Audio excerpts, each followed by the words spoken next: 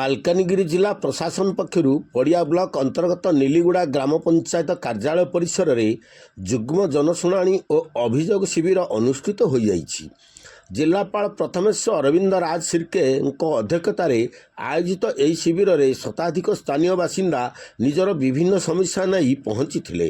ଏହି ଶିବିରରେ ମୋଟ 84ଟି ଅଭିଯୋଗ ଶୁଣାଣି କରାଯାଇଥିଲା, ଯେଉଁଥିରେ 38ଟି ବ୍ୟକ୍ତିଗତ ଓ 46ଟି ଗ୍ରାମ୍ୟ ସମସ୍ୟା ଅନ୍ତର୍ଭୁକ୍ତ ଥିଲା।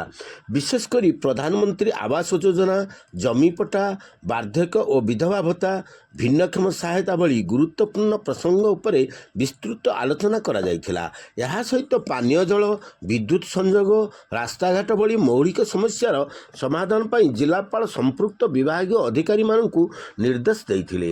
ଏହି କାର୍ଯ୍ୟକ୍ରମରେ ଜିଲ୍ଲାପାଳଙ୍କ ସମେତ ମୁଖ୍ୟ ଉନ୍ନୟନ ଅଧିକାରୀ ଦାଶରଥୀ ସରାବୁ, ସିଡିଏମ୍ ଡାକ୍ତର ଡୋଳମଣି ପ୍ରଧାନ ଉପସ୍ଥିତ ରହି ଲୋକଙ୍କ ସମସ୍ୟା ଶୁଣିବା ସହ ତାର ସମାଧାନ ପାଇଁ ପ୍ରତିଶ୍ରୁତି ଦେଇଥିଲେ।